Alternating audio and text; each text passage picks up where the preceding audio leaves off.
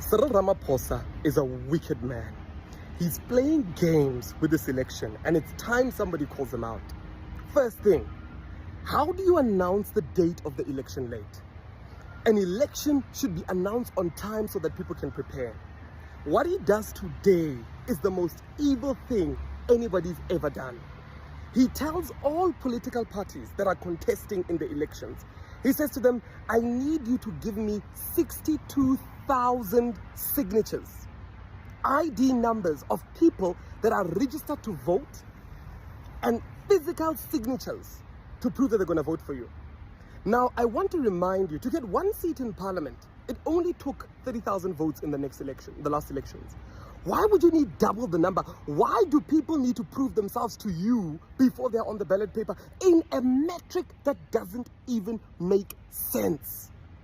The second thing, we need to see this for what it is. What Cyril Ramaphosa is doing together with the Stellenbosch Mafia, and I'm calling them out, is that they want every single political party that starts to come and beg them for money. And some of us will not be begging anybody for money. We've seen political parties, Rise Mzansi, they went through to collect 50 million from the Oppenheimers in Stellenbosch. They are now being dictated as to what to do on a daily basis. Some of us have chosen to reject funds, knowing that we don't want to be tied with billionaires that don't actually care for our country, that have been looting and taking so much of our people for so many years. We don't want to be tied to those people, so we refuse those funds. Now we are seeing them create crafty ways to make sure that anybody who is not funded by Stellenbosch does not appear on the ballot paper. Because how do you expect political parties that are not funded by dirty money to be able to collect 61,000 signatures, upload them on your system, that you are going to then go and check for you to approve whether they should be on the ballot paper? How do you expect that to happen? Number one, you set a due date. You only inform them today that the due date is in 2 weeks' time. How does this even make sense? And I'm not only fighting for our rights because we are able to actually do it. I'm fighting for all the other political parties that have called me this morning to say, Mpo, we don't understand. We can't afford to do this thing. What they're asking us to do is almost impossible. How do we only get 2 weeks? How are we only told today that we have to submit 62,000 signatures in 2 weeks? Uploading the data, the time, the offices, and guess what he says on top of that? He says they have to be from different provinces. They can't just be from one area. He says you have to get them from different provinces, and he gives them targets in each and every province. We have never heard of this thing before.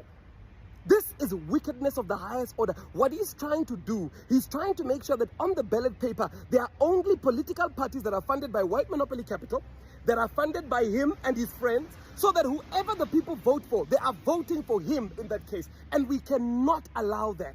And it's important for us as the people to do two things: to be aware of what's going on. Number two, to ensure that we back these political... From today, I've heard 4 different political parties that said to me, Mpo, we're giving up. We want to join Arise because we just don't have the money to be able to collect 62,000 signatures in a space of 10 days. This is unacceptable. We can't allow Stellenbosch Mafia, these crooked and wicked men, to dictate how our country should be run. We can't allow that. And it's important that we back and support, especially black entrepreneurs. We can't watch this as this happens. You must support and back political parties that you know are not tied or funded to the Stellenbosch Mafia, are not tied to people that don't care about our country. This is our democracy. We need to own it.